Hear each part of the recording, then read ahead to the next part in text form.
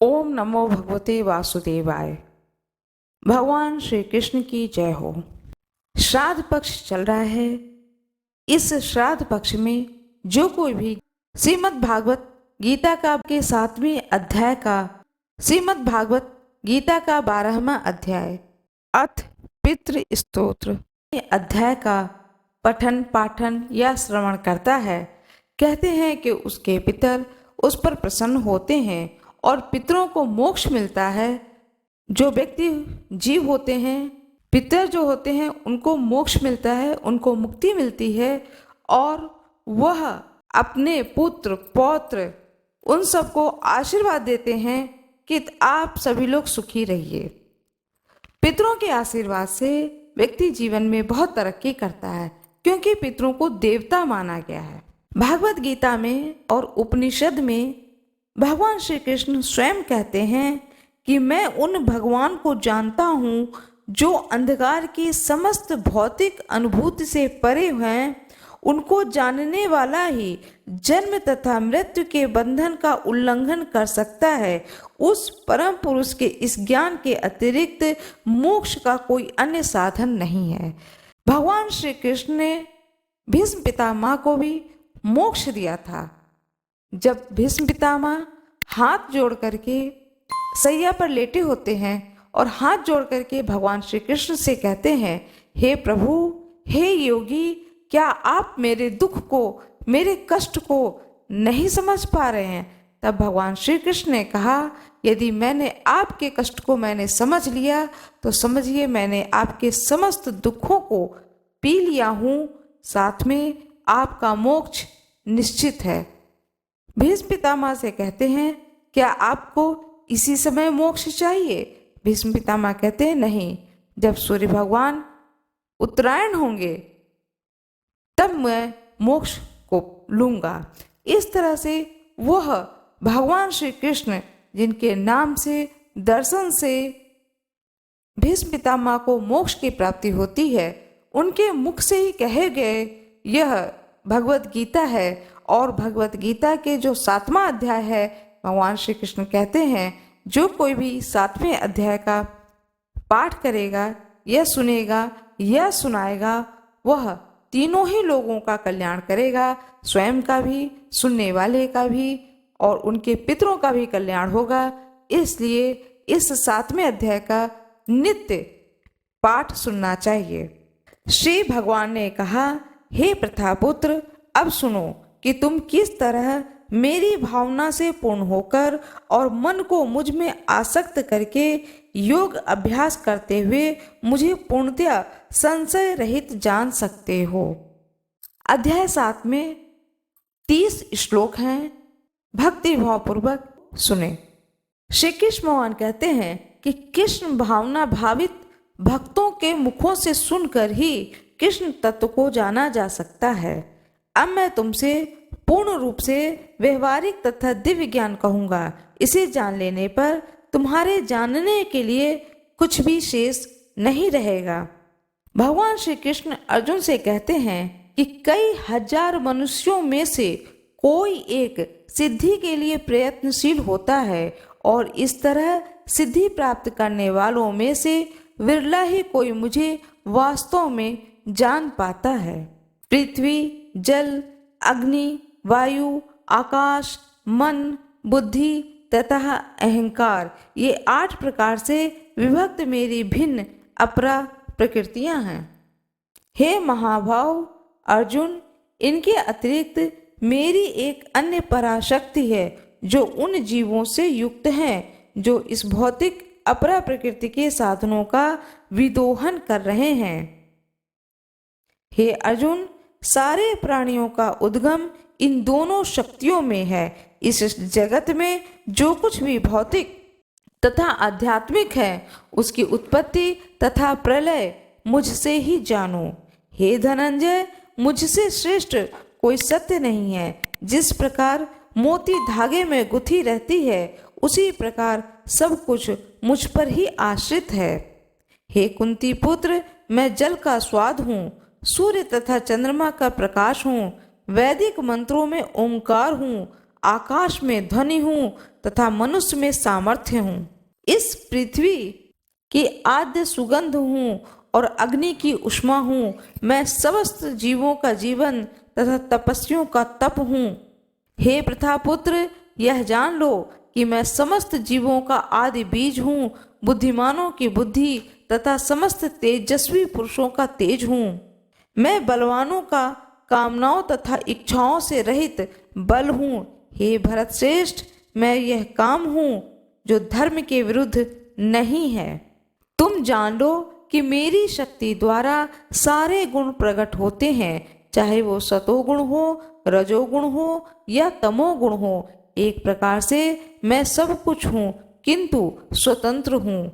मैं प्रकृति के गुणों के अधीन नहीं हूँ, अपितु वो मेरे अधीन हैं। तीनों गुणों सतोगुण, रजोगुण, तमोगुण के द्वारा मोहग्रस्त यह सारा संसार मुझ गुणातीत तथा अविनाशी को नहीं जानता है। हे अर्जुन, प्रकृति के 3 गुणों वाली इस मेरी देवी शक्ति को पार कर पाना कठिन है, किंतु जो मेरे शरणागत हो जाते हैं वे सरलता से इसे पार कर जाते हैं। जो निपट मूर्ख हैं, जो मनुष्यों में अधम हैं, जिनका ज्ञान माया द्वारा हर लिया गया है तथा जो आसुरों की नास्तिक प्रकृति को धारण करने वाले हैं, ऐसे दुष्ट मेरी शरण ग्रहण नहीं कर सकते हैं। हे भरत श्रेष्ठ, 4 प्रकार के पुण्य आत्मा मेरी सेवा करते हैं: आर्त, जिज्ञासु, अर्थार्थी तथा ज्ञानी।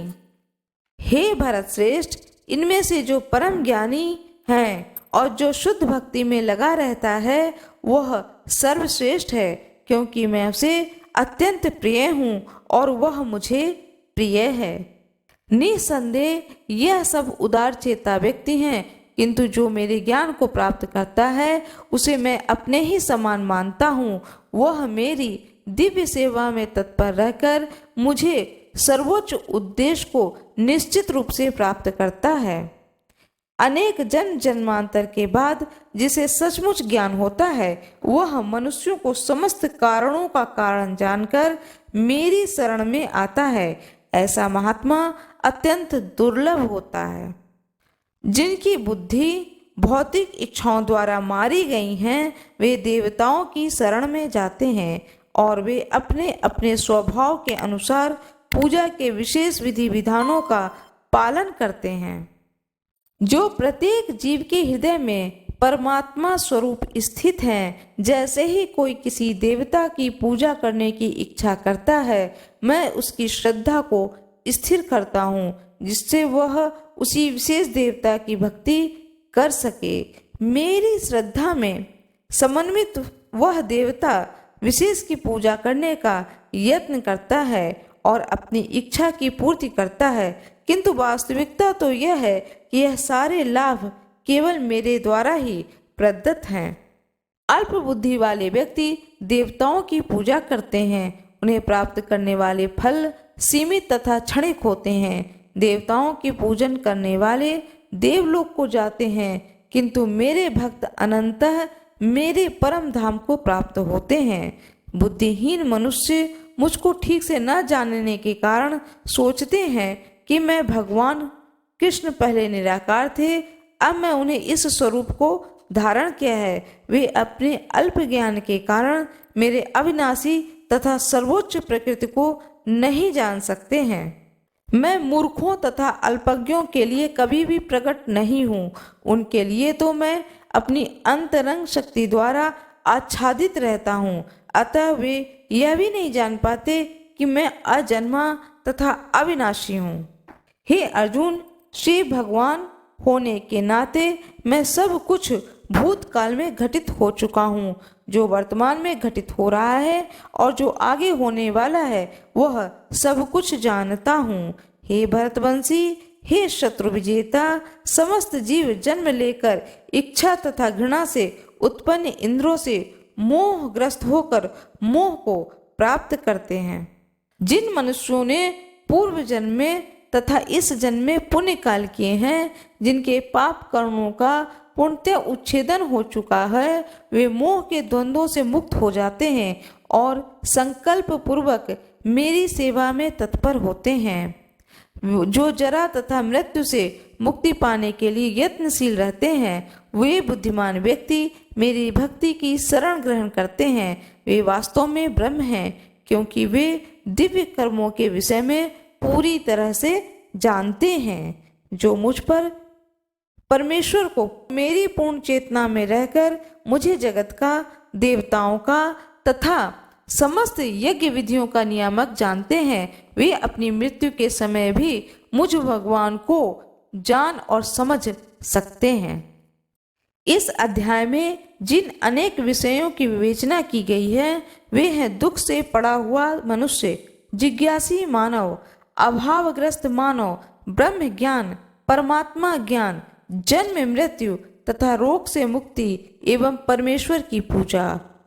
जो भगवान में पूर्ण विश्वास रख करके उनमें शुद्ध भक्ति से उनकी आराधना करता है, उनके सारे उद्देश्यों की पूर्ति होती है एवं मृत्यु के बाद उस व्यक्ति को मोक्ष की प्राप्ति होती है। और जिनकी मृत्यु हो चुकी है, उनके परिवारजन इस 7वें अध्याय को जब सुनते हैं या पढ़ते हैं तो उनका मोक्ष निश्चित है। आज मैं आप लोगों को सुनाने जा रही हूँ श्रीमद् भागवत गीता का 12वां अध्याय। इस पितृपक्ष में जो कोई भी गीता का यह 12वां अध्याय सुनेगा, उनके पितर उन पर प्रसन्न होंगे और पितरों को मोक्ष की प्राप्ति होगी। जब पितर प्रसन्न होते हैं तो व्यक्ति को आर्थिक सुख मिलता है, उसके शरीर के रोग दूर होते हैं, हर प्रकार के कष्टों को पितर देवता जो होते हैं वो हर प्रकार के कष्टों को दूर कर देते हैं।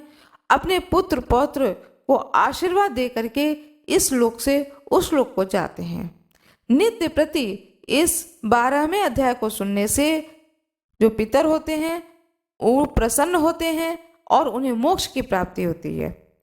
गीता के इस 12वें अध्याय में 20 श्लोक हैं।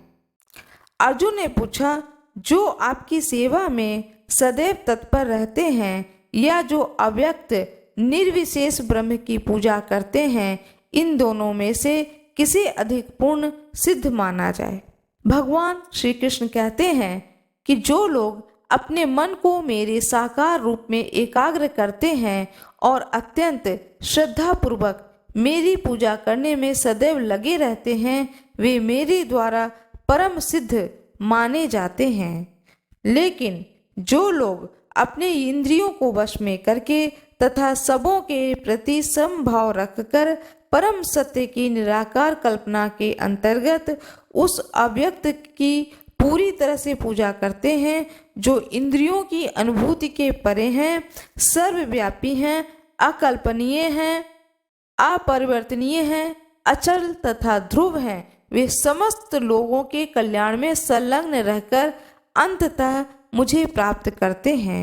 जिन लोगों के मन परमेश्वर के अव्यक्त निराकार स्वरूप के प्रति आसक्त है, उनके लिए प्रगति कर पाना अत्यंत कष्टप्रद है। देहधारियों के लिए उस क्षेत्र में प्रगति कर पाना सदैव दुष्कर होता है।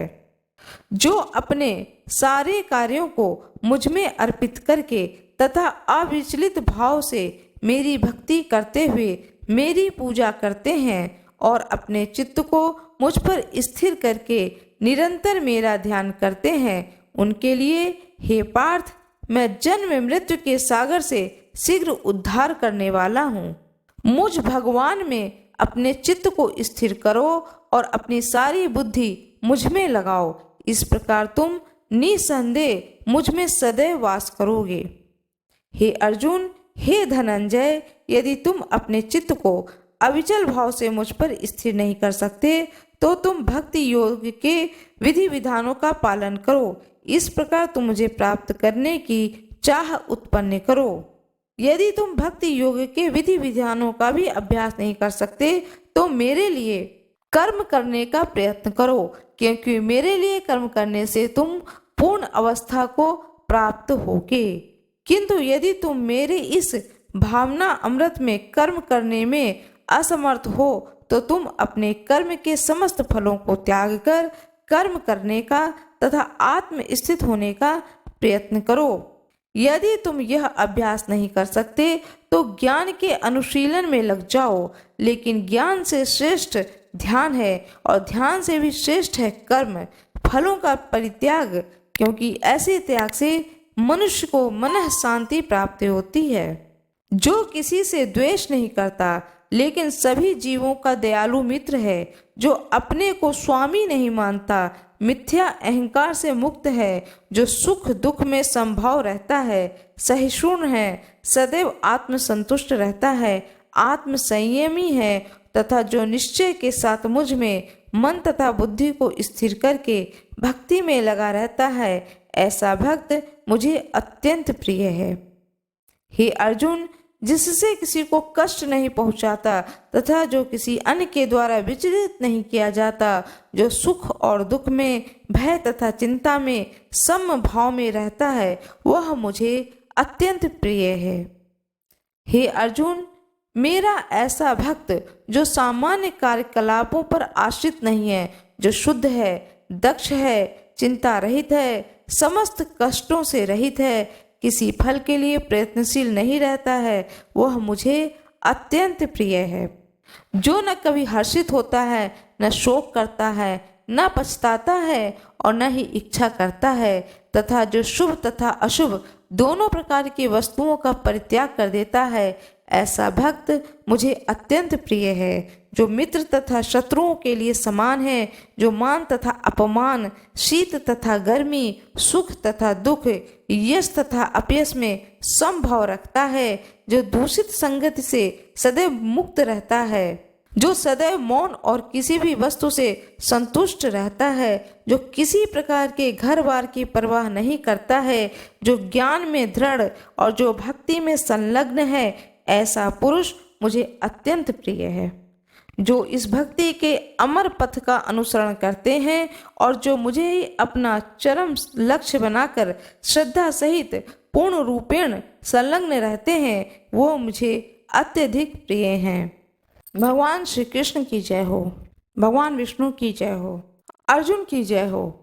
आज मैं आप लोगों को सुनाने जा रही हूँ अथ पितृ स्तोत्र, जो कि संस्कृत में है और संस्कृत के साथ में उसका हिंदी अनुवाद भी सुनाने जा रही हूँ, जिसे आप अवश्य सुने। अथ पितृ स्तोत्र। इस स्तोत्र का पाठ एक दिन में 108 बार अवश्य सुनना चाहिए। यदि आप 108 बार नहीं सुन पाते हैं या न किसी कारणवश नहीं सुन सकते हैं तो कोई बात नहीं है, कम से कम 11 बार इस स्तोत्र को अवश्य सुने। इस स्तोत्र के सुनने से पितृ दोष समाप्त होता है, साथ में पितर प्रसन्न होते हैं और पितर जब प्रसन्न होते हैं तो संतान की प्राप्ति होती है, आर्थिक तंगी दूर होती है और पितरों का आशीर्वाद प्राप्त होता है।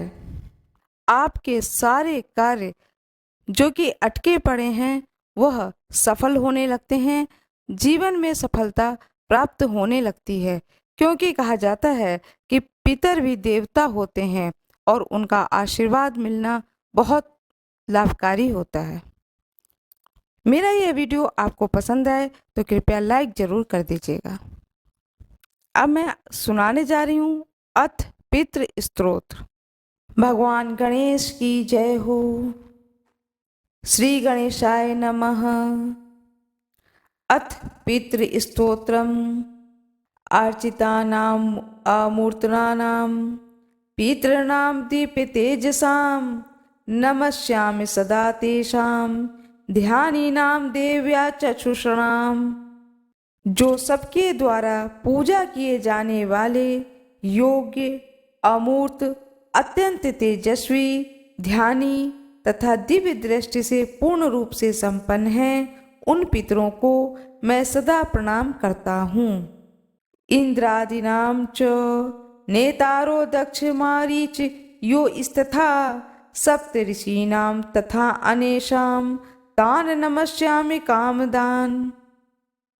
जो इंद्र आदि समस्त देवताओं, दक्ष, मारीच, सप्त ऋषियों तथा दूसरों के भी नेता हैं, हर मनोकामना की पूर्ति करने वाले उन पितरों को मैं प्रणाम करता हूँ। मन्वादीनां च नेतारः सूर्य चंद्र सोम स्थिता तान् नमस्याम्यहं सर्वान् कृतनप्य युधा वापि। जो मनु आदि राजर्षियों, मुनीश्वरों तथा सूर्य देव और चंद्रदेव के भी नायक हैं, उन समस्त पितरों को मैं जल और समुद्र में भी प्रणाम करता हूँ। नक्षत्राणां ग्रहाणां च वाग्यानोर भस्म स्थिता द्वावा पृथ्वी व्योमश्च तथा नमस्यामि कृतांजलः। नक्षत्रों, ग्रहों, वायु, अग्नि, आकाश और द्युलोक तथा पृथ्वी लोक के भी जो नेता हैं, उन पितरों को मैं हाथ जोड़कर प्रणाम करता हूँ। सदैव उनका आशीर्वाद मुझ पर बना रहे। देव ऋषीणां जनतृष्णश्च सर्वलोक नमस्कृतान् अक्षयस्य सदा दात्रीन् नमस्येऽहं कृतांजलः। जो देव ऋषियों के जन्मदाता, समस्त लोकों द्वारा वंदित तथा सदा अक्षय फल को देने वाले हैं, उन पितरों को मैं हाथ जोड़ करके प्रणाम करता हूँ। प्रजापते कश्यपाय सोमाय वरुणाय च योगेश्वरेभ्यश्च सदा नमस्यामि कृतांजलः। प्रजापति, कश्यप, सोम, वरुण तथा योगेश्वरों के रूप में स्थित पितरों को मैं सदा हाथ जोड़ करके सदैव प्रणाम करता हूँ। नमो गणेभ्यः सतभ्यस्तथा लोकेषु सप्तसु स्वयंभूतवे नमस्यामि ब्रह्मणे योग चक्षुषे। सातों लोकों में स्थित 7 पितृ गणों को प्रणाम है। मैं योग दृष्टि संपन्न स्वयंभू जगत पिता ब्रह्मा जी को प्रणाम करता हूँ। सदैव आपका आशीर्वाद मुझ पर बना रहे। सोमाधारान् पितृगणान् योग मूर्धनि स्थिता नमस्यामि तथा सोमं पितरं जगतामातहम्। चंद्रदेव के आधार पर प्रतिष्ठित तथा योग मूर्तिधारी पितृगणों को मैं प्रणाम करता हूँ। साथ ही संपूर्ण जगत के पिता सोम को प्रणाम करता हूँ। सदैव उनका आशीर्वाद मुझ पर बना रहे। अग्नि रूपांस्तथे व अन्यान् नमस्यामि प्रीत स्नेहम। अग्नि सोमम विश्वम यत् एतद शेषतः। अग्नि स्वरूप अन्य पितरों को मैं प्रणाम करता हूँ, क्योंकि श्री पितरजी यह संपूर्ण जगत अग्नि और सोममय है। उनका आशीर्वाद सदैव बना रहे। ये तु तेजसी ये चेते सोम सूर्य अग्नि मूर्तयः जगत स्वरूपेणश्च तथा ब्रह्म स्वरूपिणः। तेभ्यो अखिलेभ्यो योगीभ्यः प्रीतेभ्यो यतामंसः नमो नमो नमस्ते अस्तु प्रसीदन्तु सदाभुज। जो पितर तेज में स्थित हैं, जो ये चंद्रमा, सूर्य और अग्नि के रूप में दृष्टिगोचर होते हैं तथा जो जगत स्वरूप एवं ब्रह्म स्वरूप हैं, उन संपूर्ण योगी पितरों को मैं एकाग्र चित्र होकर हर बार प्रणाम करता हूँ। उन्हें बारंबार प्रणाम है। वे स्वधा भोजी पितर मुझ पर प्रसन्न हों। उनका आशीर्वाद सदैव मुझ पर बना रहे। जिस व्यक्ति की कुंडली में पितृदोष होता है और वह व्यक्ति नियमित रूप से पूर्ण विधि विधान से यह श्री पितृ स्तोत्र का पाठ करता है अथवा सुनता है, तो उसकी कुंडली में पितृ दोष समाप्त होने लगते हैं।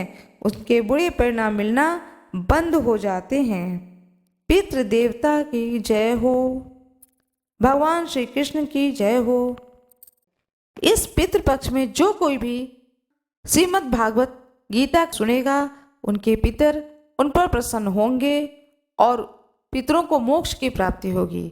और इसे नित्य सुने। पितृपक्ष जब तक चल रहा है तब तक इसको नित्य सुने, एक बार अवश्य सुने। इससे आपको लाभ अवश्य प्राप्त होगा। मेरा यह वीडियो कैसा लगा कृपया कमेंट बॉक्स में जरूर बताएं। कमेंट बॉक्स में जय श्री कृष्ण अवश्य लिख दें। वीडियो को लाइक करना ना भूलें, चैनल को सब्सक्राइब कर दें, बेल आइकन जरूर दबा दें। जो कोई भी मेरे इस वीडियो पर नए हों कृपया वीडियो को लाइक जरूर कर दें। धन्यवाद।